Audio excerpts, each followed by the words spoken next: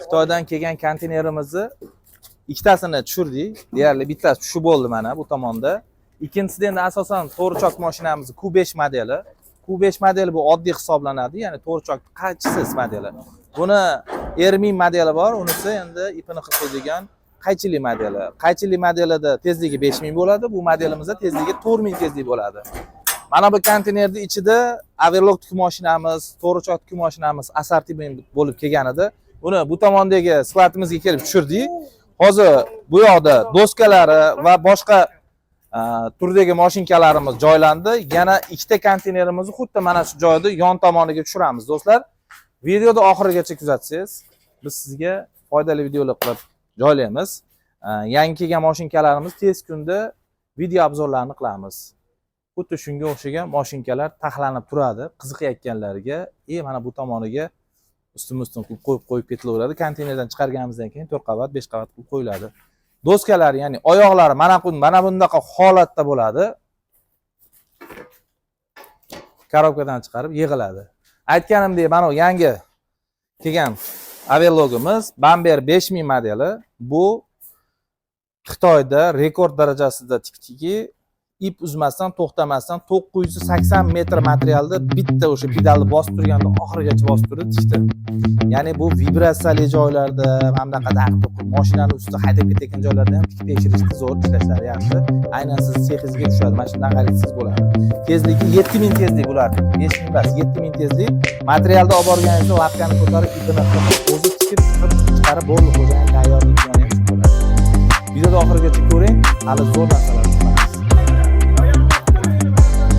İkinci konteynerimiz boshlandi. İkinci konteynerimizda shu yerdami? İkinci konteynerimizda ham o'sha Bamber mashinamizdan bor. Doskalar tepasiga ortilgan. Orqa tomonda asosan galovkalar. Galovkalar endi Xitoyda xuddi shunga o'xshab bilasiz. Yutib qolmaydigan darajada qilib yuklab tashlashadi. Konteynerda og'irligini ham hisobini olyapti hozirgi kunda. Shularni hisobga olgan holda ichida o'rtacha hisobda 400 ta yoki 450 ta mashina bo'ladi.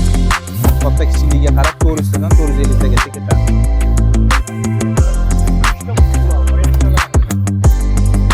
Sakkiz ta bo'lsa 400 ta bo'ladi.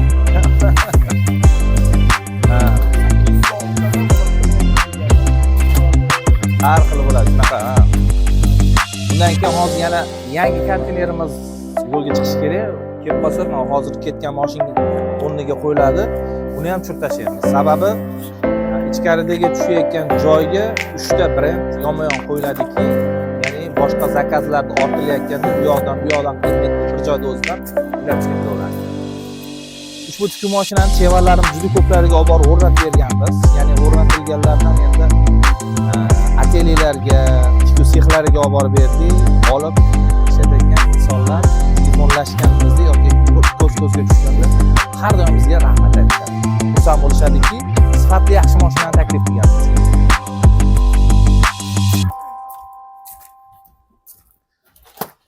Mana shu to'rtburchak korobkani alohida qilib turasiz bu tomonga.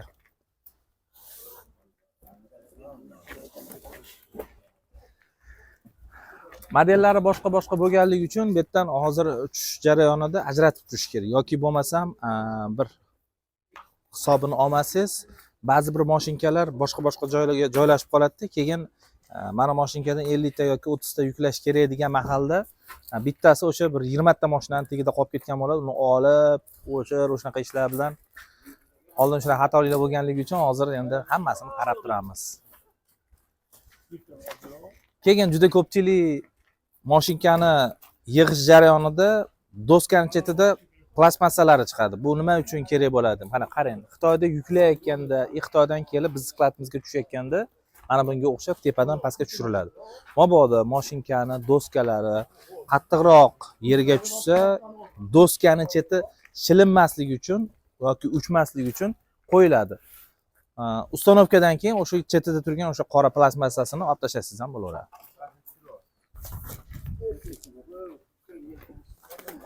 Shoshilmasdan tez tushiraveramiz.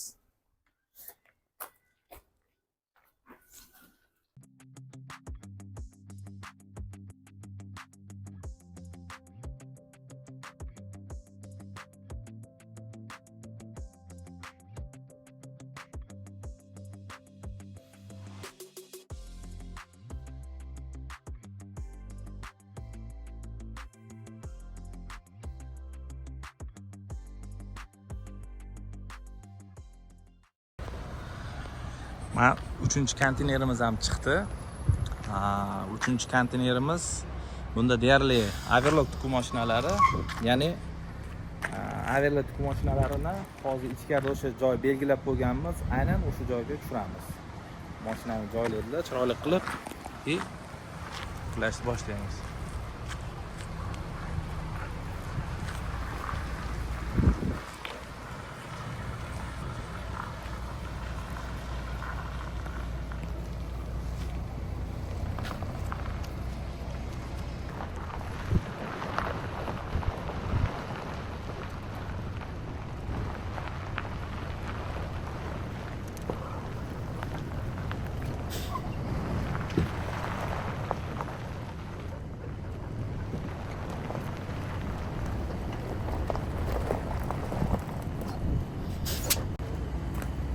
Konteyner joylandi. Endi ochib tushiramiz. 3-konteynerimiz mana shu bitta konteyner to'liq hammasi to'ripli o'sha Brus brendidagi X5S modeli. Ya'ni bu to'ripli deganimiz endi hozirgi kunda eng trend ham brend deganda to'ripli overlockda udari. Buni boshqa overlocklardan farqi shu ko'p videolarda aytib o'tganman. Ya'ni mana shu model Jackda E4S modelida materialda surib beradigan chokini chevarlarni o'zi mexanik chaqirmasdan turib regulirovka qilsa bo'ladi. Uyda o'zida chiqmasdan turib. Xuddi shunga o'xshab. Hozir bu konteynerning ichida где-то bir 420 tami shunaqa overlockimiz bor. 420 tacha. Ushbu tikuv mashinalariga 3 yil kafolat beriladi. 3 yil kafolat elektron qismiga, mexanический tomoni, ya'ni ichki tomondan qanaqadir detallardan muammo bo'lsa, 1 yil mexanический, 3 yil motorga.